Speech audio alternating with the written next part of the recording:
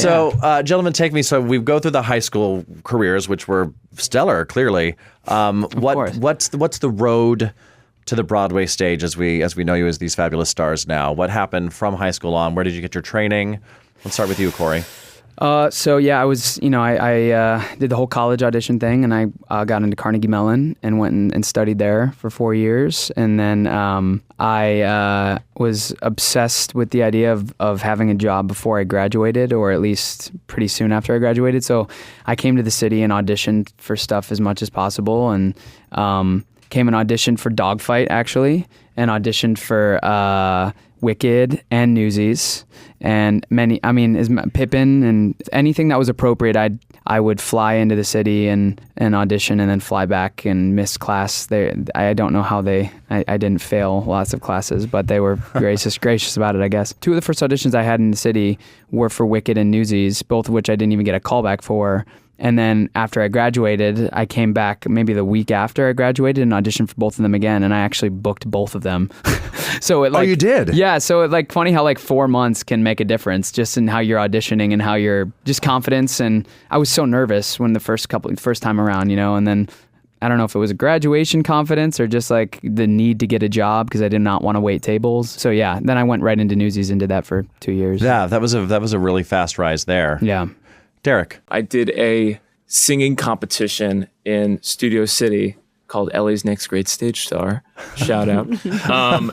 And I got, it was a singing competition that went over 6-7 weeks. And there were agents and casting directors and artistic directors in the area that would come every week and judge and critique. And so I made the top 5 in that competition. That's how I got my agent. And then the first New York audition I ever had was for the non-equity tour of Spring Awakening for Melchior, and I got down to the very end and didn't end up getting it. But part of the winnings of that competition was that you got to do your own cabaret show. So at the time, Catch Me If You Can was doing their Out of Town in Seattle, and I saw Aaron Tveit singing this song on YouTube, Goodbye, which is his 11 o'clock number, and I was like, I want to sing that song. I want to sing it in my cabaret.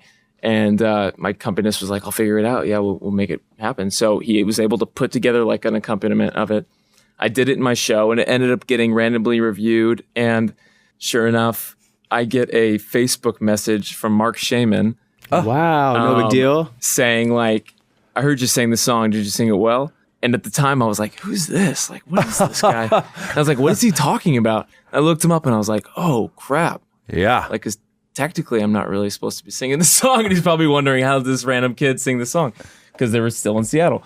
Yeah. So I was like, I think so. And he's like, well, if you sing it again, send us an MP3 because we're going to be looking for Aaron's cover when we transfer to Broadway. And I was like, okay. I feel like you're the Cinderella of Broadway hearing all that. That's such a magical journey. No, but I always tell people it's that random, if that reviewer hadn't mentioned Mark Shaman's name, he wouldn't have gotten a Google alert and he wouldn't have reached out to me. And that was basically how that all started. You never know. It's just kind of crazy how just putting yourself out there and how random opportunities can lead to things and how it's such a social career that we have that just the more people you get to know, the better, and you never know what's going to lead to what. Jelani. So after the whole paper mill thing, I decided to go to college for musical theater at Montclair State University. Go Redhawks. And, shout out to the Redhawks. Yeah, and I loved school. I loved learning about things, and I became a choreographer and just creating things. I just loved making art. And I started freelancing with an agency, and I went for my first audition, which was for Hairspray. Okay. And I didn't get it. But that I learned, no doesn't necessarily mean no. It means not right now. Because from that door closing, another one opened, and I got a chance to audition for a show called High School Musical. And I a show called that. A little show called that at Disney's High School Musical. And I went on tour with that show for a year and a half, and I had an absolute blast. From that show closing, they were doing High School Musical 2, and I got drafted over to that. So we're back in the habitat. We did that. And then from then, that show closed, and then the next day I had an audition for Lion King.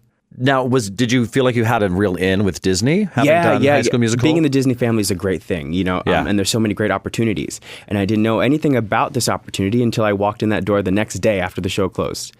Auditioned for the show, got to go see the show, had callback after callback after callback. And then the rap I like to say is, started from the rhino, now I'm here. Because when I started the show, I was the back legs of the rhinoceros. Oh, no. I didn't even know somebody was the back legs of the rhinoceros.